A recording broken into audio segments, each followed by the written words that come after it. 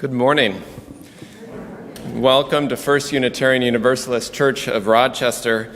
We're a congregation that finds truth and inspiration from many spiritual paths, teachers, practices, and traditions, each helping us lead lives of meaning, beauty, justice, and love. Your faith, your doubts, your questions, your identity are welcome here.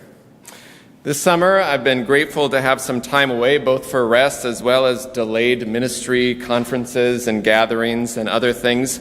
We've been glad to welcome some wonderful guest preachers, and we'll have a few more yet later on this summer. I hope you've enjoyed a good opportunity to hear many voices from our movement. If you've missed any of them, of course, all our services you can find online as well. You can find upcoming events in your order of service and join us after service downstairs for coffee and donuts, either in the Commons or you can grab refreshments from there and go outside to the courtyard on this beautiful summer morning. For the month of July, our offering will go to the justice work of the organization called Just the Pill, providing critical reproductive and abortion care through mobile clinics and expanding access in these critical and precarious days. You can give all month as the offering plates pass, or you can give any time online as well. Thank you for your generosity for this important justice work. And Amy Nelson has an announcement for Chalice Camp.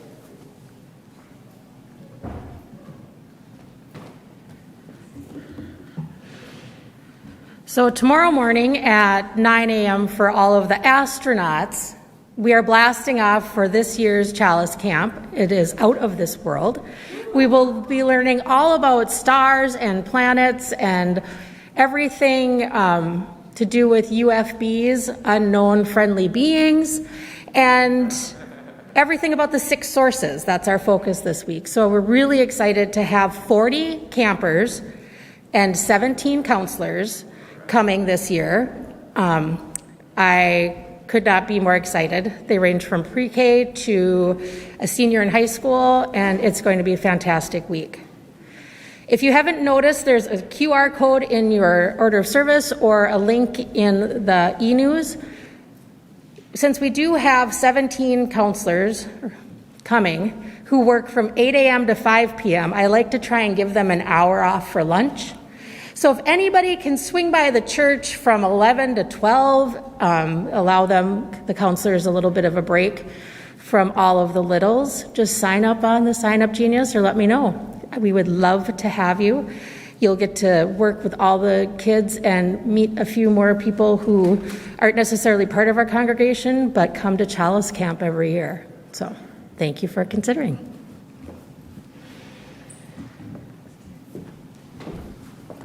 Thanks, Amy, and thanks to all who have put together a wonderful Chalice Camp. As always, if you've never volunteered before, it is a boost of energy to your soul just to be here for a short time. And next week, our entire service will be a culmination of our week together. So you don't want to miss next week's service as well with all the Chalice Camp energy and learning. This great time for space exploration. Perfect timing with the Webb telescope as well.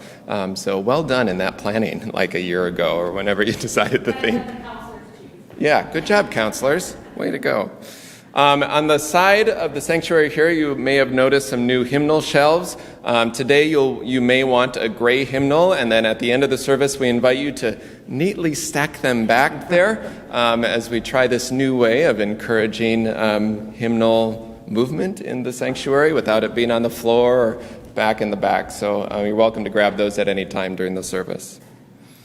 So I invite you to take a breath and enter this time of worship together with these words from our minister in the 1870s, the Reverend Eliza Tupper Wilkes. May our faith in humanity and our message of hope and good cheer light our way. It's good to be together.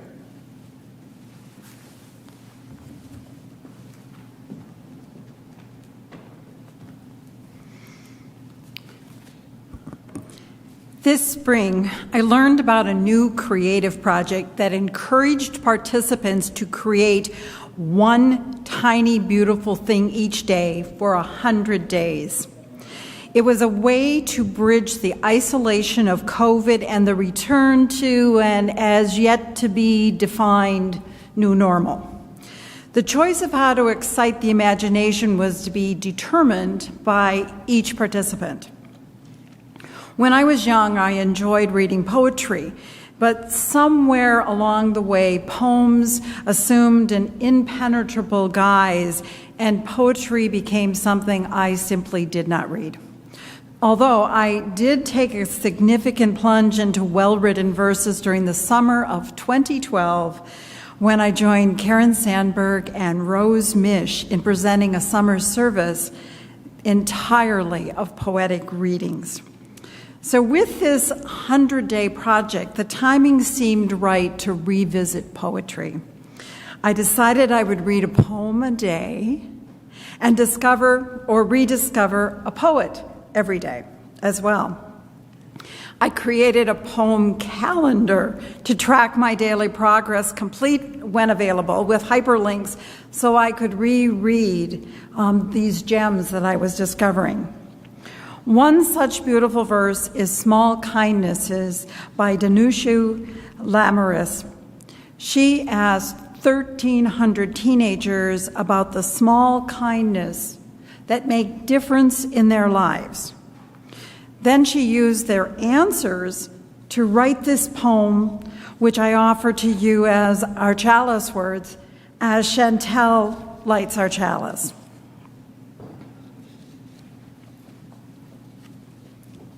Thank you. Small kindnesses. I've been thinking about the way when you walk down a crowded aisle, people pull in their legs to let you by. Or how strangers still say, "Bless you." When someone sneezes, a leftover from the bubonic plague, "Don't die," we are saying. And sometimes when you spill lemons from your grocery bag, someone else will help you pick them up. Mostly, we don't want to harm each other. We want to be handed our cup of coffee hot and to say thank you to the person handing it, to smile at them and have them smile back. For the waitress to call us honey when she sets down the bowl of clam chowder, and for the driver in the red pickup truck to let us pass. We have so little of each other now, so far from tribe and fire. Only these brief moments of exchange. What if they are the true dwelling of the holy, these fleeting temples we make when we say, "Here, have my seat. Go ahead, you first. I like your hat." Amen. May it be so.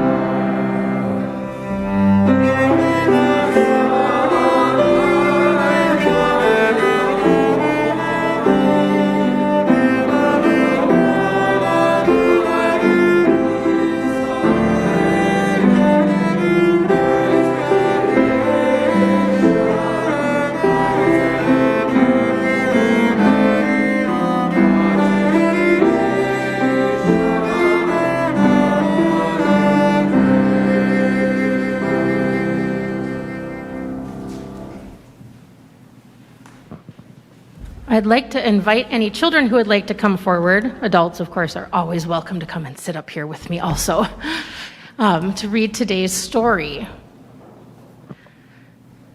So, how many of you, any of you, have ever moved to a new house or a new town?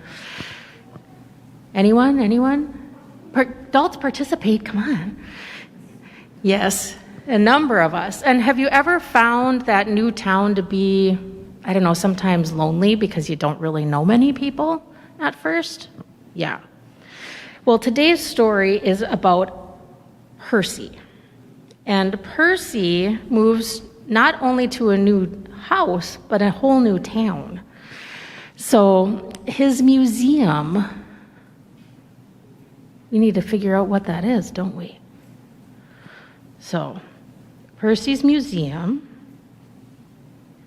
is by Sarah O'Leary, and it's illustrated by Carmen Muck. Percy's old house was perfect. There was always something to do and always someone to do it with. But his new house just is not the same. But at the very end of the yard, back in the corner, Percy sees something that makes him curious. It's a Percy-sized house. Does anybody have a Percy-sized house? A you-sized house? No? Oh my goodness, I wonder what he's going to find there. Percy looks around his new yard and sees bees kissing flowers and ants on parades and birds putting on air shows. Percy collects leaves and rocks and insects, and he makes drawings of different kinds of clouds. He learns that sometimes wild means big and scary, and sometimes it means small and sweet. That tress lets you see the world in a giant way a giant would. Tress, trees, hello. Typing. Silly. I'm like, that doesn't make sense. And then there is nothing in the world so slippery and slimy as a fish. But the amazing thing is that everything changes. Flowers bloom and die. Caterpillars become dull brown cocoons, and then colorful butterflies. What do eggs turn into? Birds. And worms, well, worms sometimes become food for birds. The dark, it can seem empty, but it's really full of life. And Percy has discovered that you can be alone without actually feeling lonely, because there is always something to do. And that sometimes friends can find you. What are all of his friends doing? Coming to see his museum. So sometimes moving somewhere can be scary and lonely, but sometimes it can be really empowering and fun too, trying to make the most of that situation. So I'm going to invite the children to come with me while Joe plays the cello, and we will go down for some activities.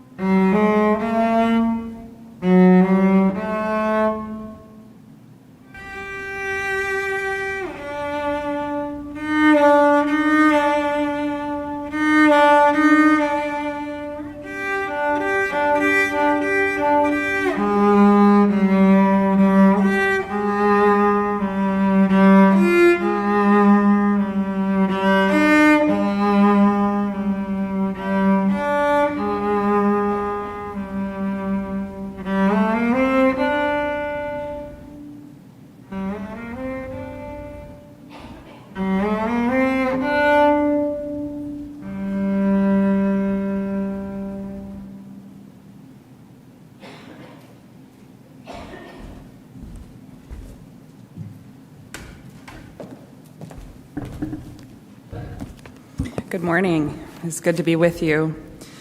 I invite you to settle in here as we create a place of communal caring and connection.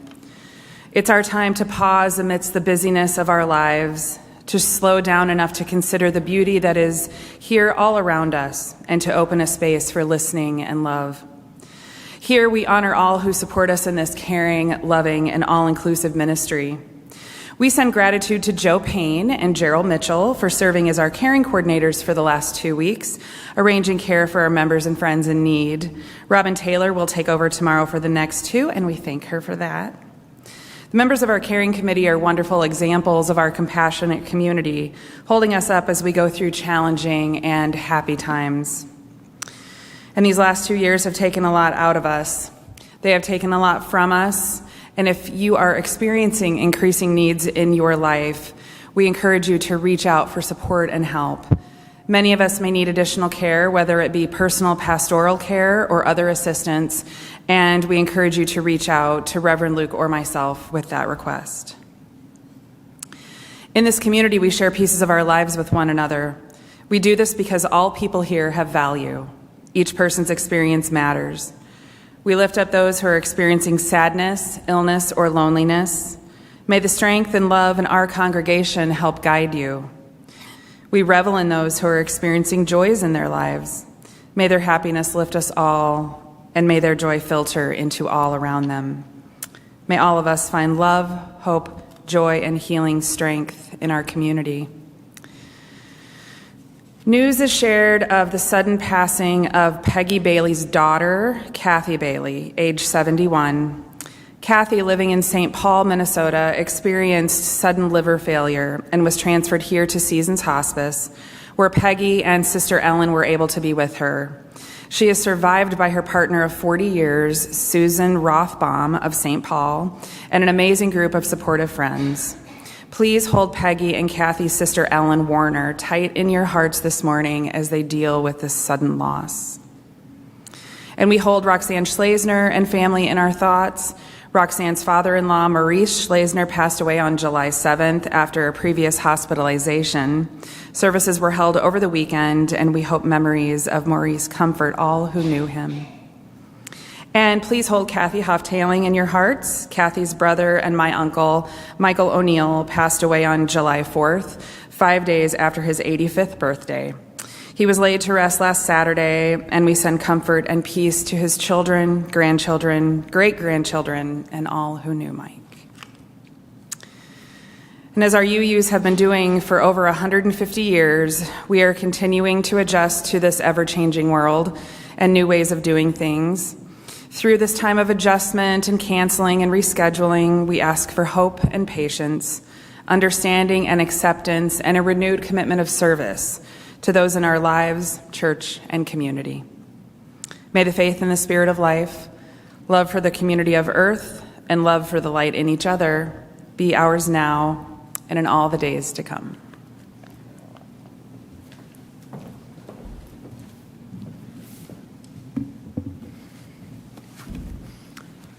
I invite you to breathe deep the breath of life. Feel below you the earth and its ancient turning. Above you the sky, and beyond that the stars shining with their ancient light, holding you in this moment, this breath, here and now. You yourself made of earth and stars. Know that in this house you are named and you are known as beloved, as sacred, as welcome. I invite you to join me in this time of meditation, this time of prayer, first by sharing silence together.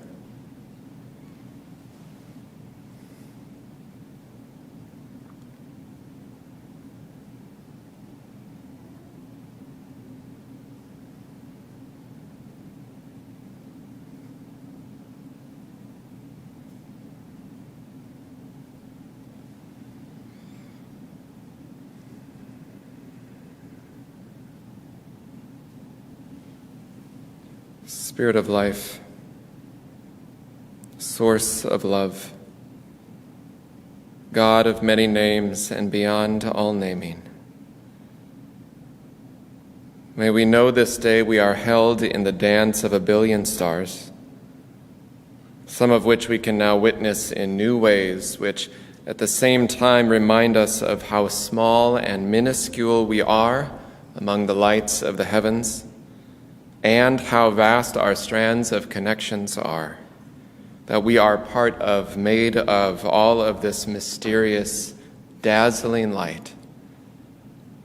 May we find that connection close to home, close to our heart, in how we love our neighbor, how we use our voice or our gifts, how we notice beauty, how we find our small place to shine our small light in the directions of justice and compassion in a world so in need of remembering the promises and the demands of the common good and of democracy. My goodness, we need protection there. May we find our place and our part in our little corner of this brilliant sky to shine with more and more love. We hold in our hearts this day all those who suffer in mind, body, or spirit. I invite you to bring the names you're holding in your own heart this day in joy or sorrow, celebration or concern, and silently or aloud now in this time to speak their names.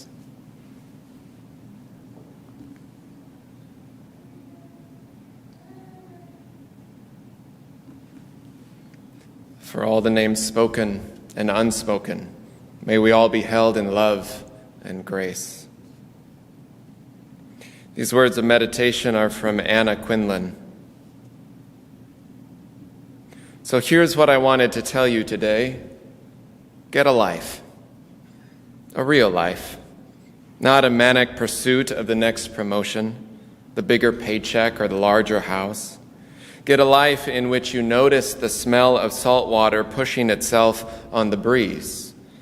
A life in which you stop and watch how a red-tailed hawk circles over the water gap, or the way a baby scowls with concentration when she tries to pick up a Cheerio with her thumb and first finger.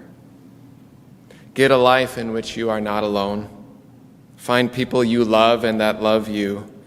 Remember that love is not leisure, it is work. Remember that you are still learning how to best treasure your connection to others. So pick up the phone or send an email, write a letter.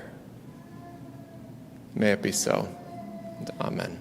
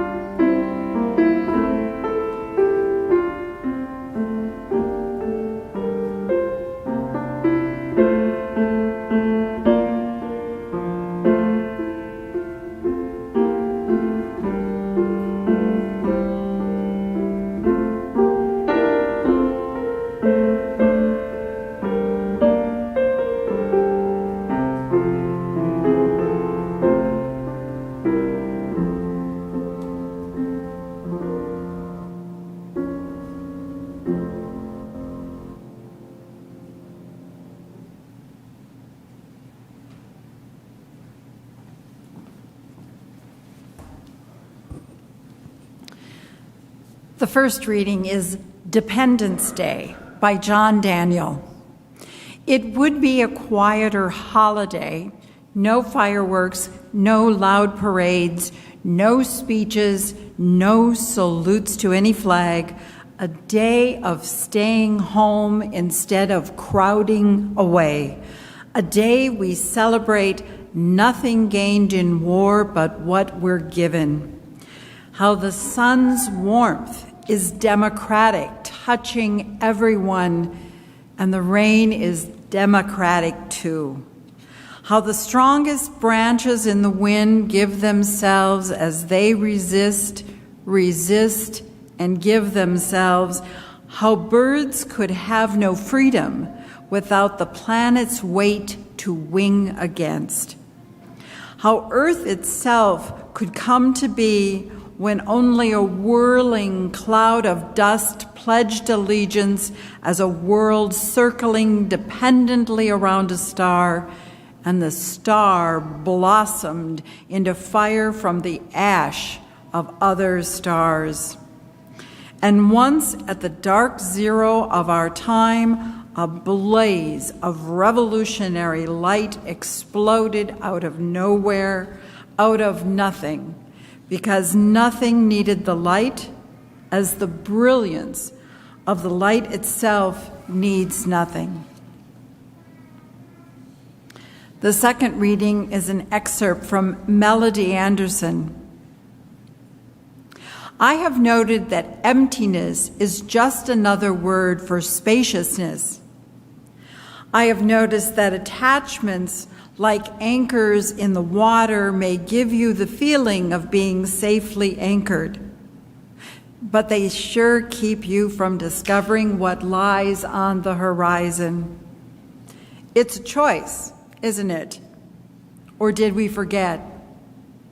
And I have noticed that beliefs work like blinders on a racehorse. They keep you focused in a specific direction. This can be great as long as you have a destination in mind. But what good are blinders when you are grazing in a beautiful meadow on a crisp, clear spring day? I wore my binders so long I forgot I had them on. Oh, spacious meadows, what a wonder, even in the midst of a storm. Awesome.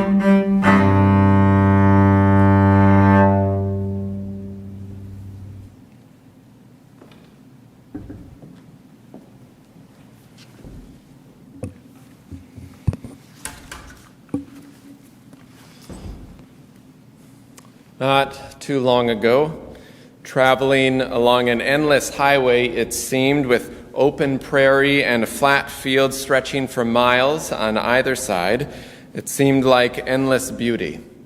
I know that for some, flatland driving and in certain flatter states is not among their favorite travels, but I have to admit I love it. I always have, probably because it feels like the home roads of southern Minnesota for me, favorite places growing up. The way that you can feel the strength of an unobstructed wind coming for miles, that you can view in real time shifting clouds and developing storms from across the horizon.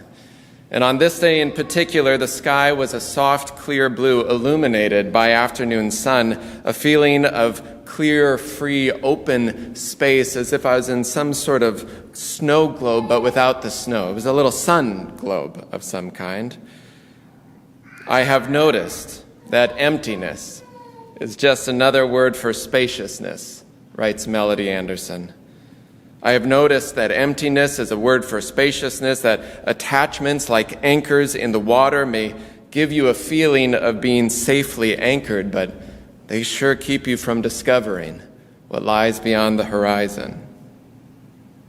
So among that crisp, clear day, it was a little difficult to notice what else was there, seemingly hidden. And if you've lived near or traveled through similar areas, you know what you find sometimes, especially in the midst of summer. A few road signs slightly warped or bent, and then you notice a billboard or two with parts of it damaged or missing. And not always, but this time, farm silos that had lost their roof, or some that looked like an aluminum can when you just dent it with your hand a bit but don't fully crush it, like they were collapsing from within.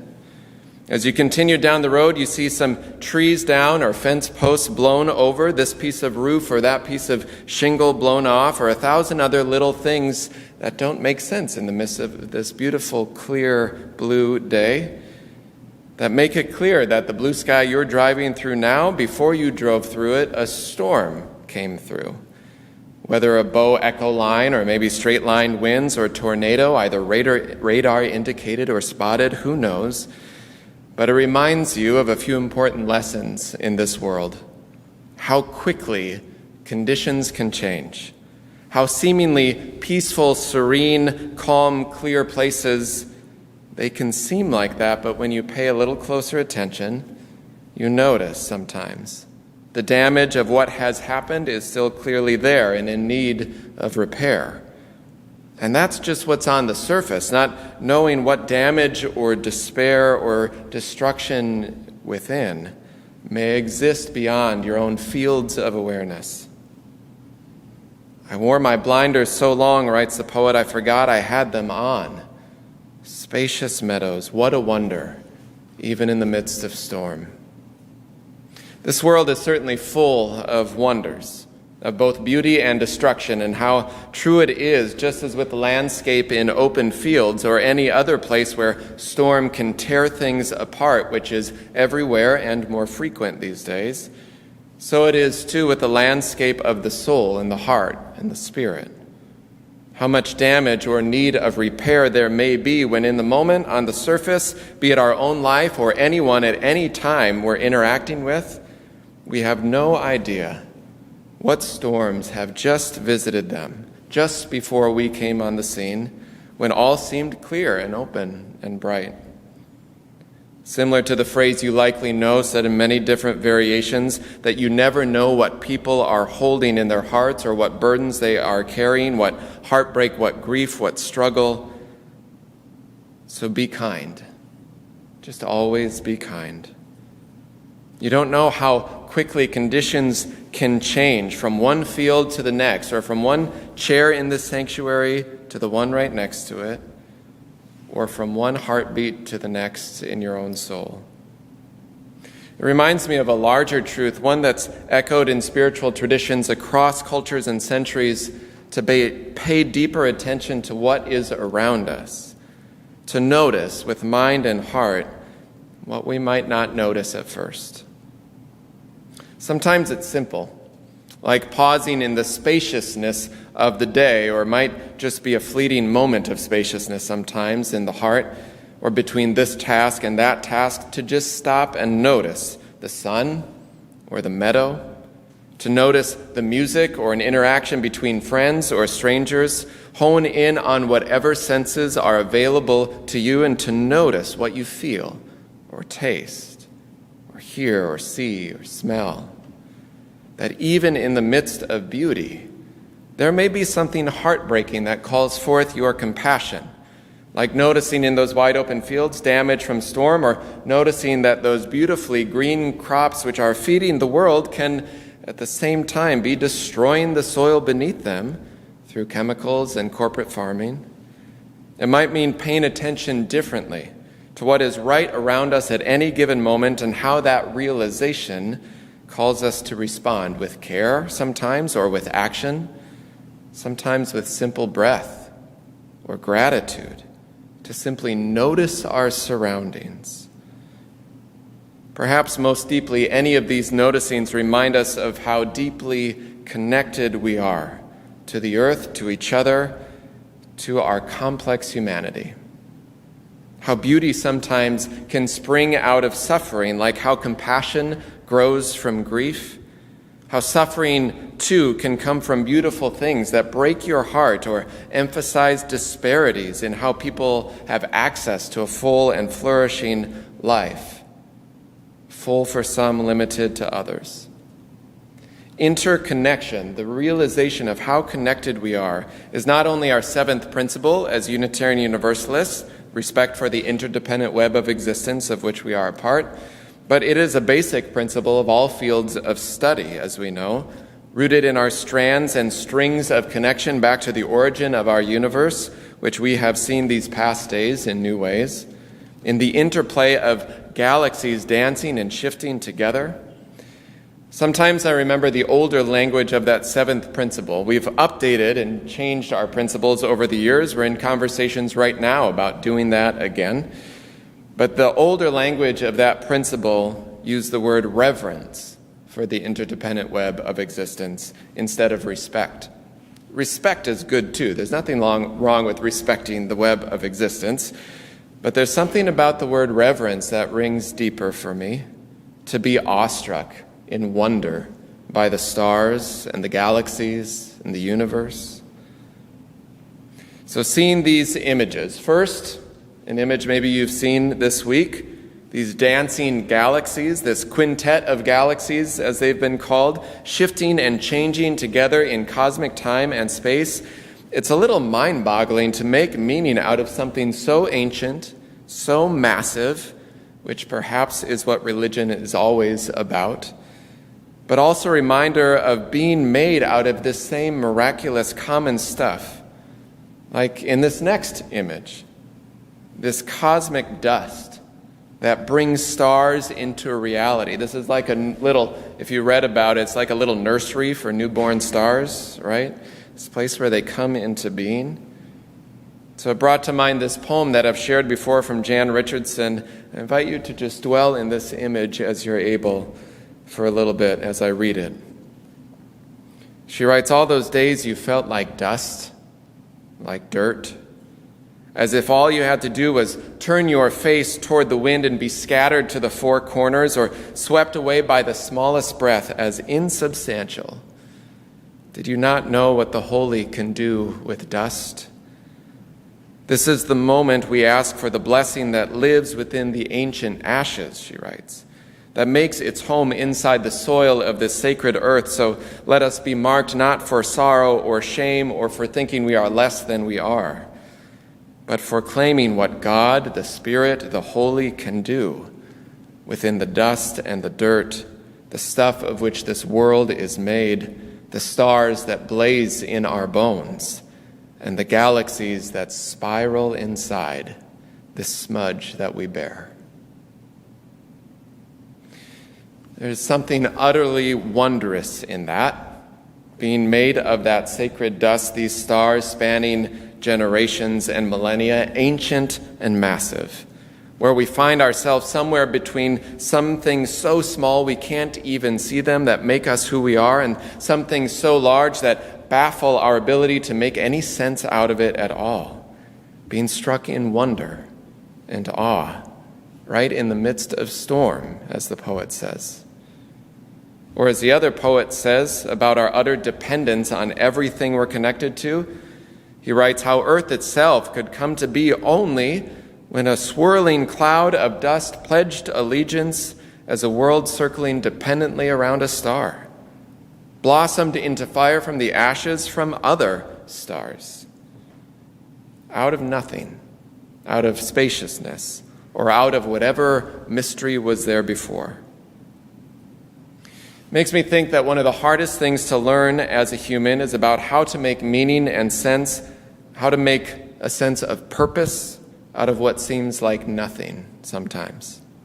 For me, maybe for you too, as a child, I attempted to learn making meaning out of nothing in those moments when I would say, I'm bored, and my parents would help direct my boredom in helpful ways around the house or the yard. But at any age, spaciousness, openness can feel like emptiness, not enoughness of connections or tasks or senses of purpose, not enough accomplishments or possessions or whatever else we're told we should want. Or like in the story of Percy that Amy shared, that the dark can seem empty but is really full, that you can be alone without feeling lonely, that sometimes friends can find you. There's an invitation in that story, in these images, in these ancient texts and poems about the beginnings of the world, in those little moments that greet us sometimes gracefully, where we have a little space in our mind, our heart. There's an invitation there to dwell, to experience, to be, to breathe in and out. Take a breath. Breathe in and out.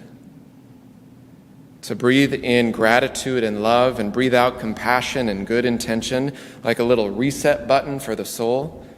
To give some time and space so that we know what comes next in the service of love and justice. It seems to me the only way to make sense of all this expansive connection is to bring it down into our daily living. It's called spiritual practice because spirituality takes practice. Spirituality coming from the same root as the words for inspiration and for breath. Spirituality is what gives our soul, our body, breath and life. It's what makes us feel and stay alive. So the invitation to practice spirituality in our daily lives, to live with intention, to notice beauty, is an act of noticing. Recently I heard a preacher, which is a gift to me to hear someone else, which I'm sure it is to you too these past several weeks, this preacher was talking about what church is at its best. And what they said, that it often comes down to what they call the casserole response. And I had to translate it in my Minnesota mind, so the hot dish response. Basically, what being connected and interdependent means in that, which is the point of religious community, is living lives of service and compassion. It means that we care for each other, that we need each other, that sometimes quite literally when we know of someone's suffering or pain or grief, it's as if our natural instinct, immediate response in church life is to have the hot dish in the oven as soon as we pick up the phone to hear the news, to prepare something to nourish that pain, body and soul, almost without even thinking. Like it's as if something is about to fall off a table and you reach for it. When someone you love has their heart shattered, you try to reach for it in whatever way you can. Put a hot dish in the oven, or a card in the mailbox, or a text, or a hug, or a candle, or you knit love into shawls, or bake them into cookies. It's 1,000 things that can seem so minuscule, so tiny against the immensity of grief, and yet they shine and spiral and blaze far brighter than we can ever know. It's the small kindnesses, like Anne read to us, the simple moments of greeting each other's humanity that helps us practice those larger kindnesses we're sometimes called to in our society and democracy to make sure we have a healthy and flourishing humanity for all. To make and build habits of compassion so that even if all along the surface things just seem bright and sunny, we know there may well be damage we're not seeing, noticing. There may be and likely is need of repair. And amidst the spiraling dust of what feels as massive and as cosmic as a storm in the soul, we might, with minuscule miracles, be the wonder to each other that we need. Be the little, tiny, shining light in the vast darkness that brings love to one another. The hymn is When the Summer Sun is Shining. I invite you to rise in body or spirit as we sing.